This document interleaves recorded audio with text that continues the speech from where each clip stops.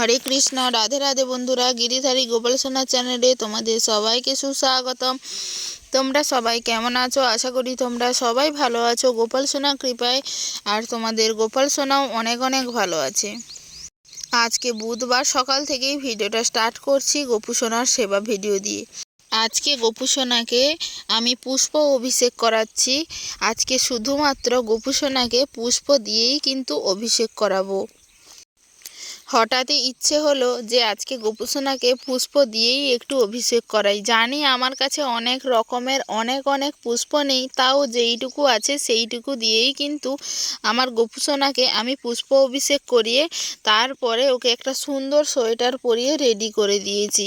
আর এইখানে আমার ছেলে খুব জেদ করে মাঝে মধ্যেই। আমি এইদিকে ঘন্টা বাজাচ্ছিলাম, ও কিন্তু ধূপ দিয়ে তার গোপু দাদাকে একটু আরতি করছিল। অবশ্য বাচ্চাদের এই ছোট্ট ছোট্ট জেদ, ছোট ছোট আশাগুলো পূরণ করা কর্তব্য, তাহলেই কিন্তু ও আমাদের সাথে থাকতে থাকতে কৃষ্ণ ভক্তির শিক্ষা একটু একটু করে লাভ করবে। প্রথমে ধূপ, তারপরে কিন্তু দীপ দিয়ে ও তার দাদাকে আরতি করছিল। আমার ছেলে তার গোপু দাদাকে সে খুবই ভালোবাসে। সকাল সকাল গোপু দাদা যখন ঘুম থেকে ওঠে, ও কিন্তু তার গোপু দাদাকে প্রতিদিনই একটু আদর করে। আরতি আরও করে দেওয়ার পরে এখানে গোপু সোনাকে ভোগ লাগিয়েছিলাম। এখন তোমরা প্রসাদ দর্শন করো।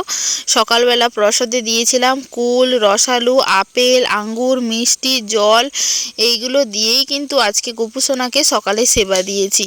বাড়ির গাছের রজনীগন্ধা ফুল ফুটেছিল আজকে কয়েকটা, সেইগুলো কিন্তু আমার গোপু সোনাকে আমি দিয়েছি। আর গাঁদা ফুলগুলো পাশের বাড়ির একজনের ঘর থেকে নিয়ে এসেছি। সকাল সকাল তো গোপু সোনা সেবা হয়েই গেল। এবারে হচ্ছে দুপুরবেলা আবার রান্না বান্না বসিয়ে দিয়েছি।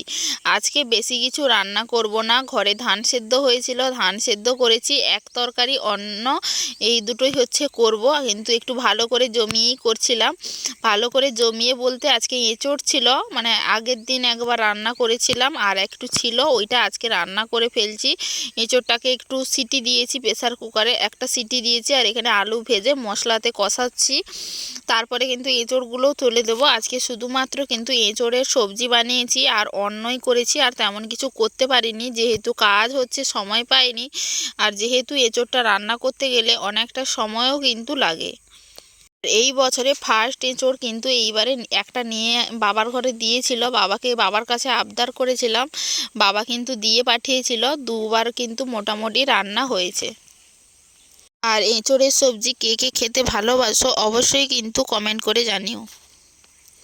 আমার তো বেশ ভালোই লাগে। এদিকে কিন্তু মশলাটা বেশ ভালো করেই কিন্তু কষানো হয়ে গেছে। এবারে কিন্তু তরকারিতে জল তুলে দিলেই হয়ে যাবে।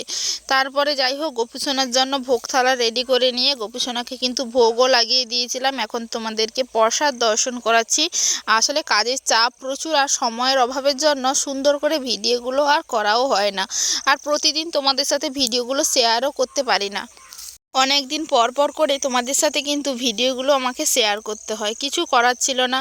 আজকে রাতের বেলা একটা নতুন জিনিস রান্না করব। জীবনে প্রথমবার, মানে সত্যি প্রথমবার, আমার জীবনে প্রথমবারই এইটা রান্না করব। এইগুলো দেখতে পাচ্ছ, এগুলো হচ্ছে মটরশুঁটি বা কড়াইশুঁটি যাই বলো না কেন। আজকে এই কড়াইশুঁটির কচুরি বানাবো, তাই কড়াইশুঁটিগুলো একটু মানে মিক্সিতে গুঁড়ো মানে প্লেন করে নেবো আর কি। এইখানে হচ্ছে আদা, কাঁচা লঙ্কা আর একটু ধনে পাতা দিয়েছিলাম। আর এইখানে হচ্ছে কড়াইশুঁটির যে কচুরিটা করব, কচুরির যে মানে কি বলবো পুরটা, ওইটাই কিন্তু আমি রেডি করে নিচ্ছিলাম।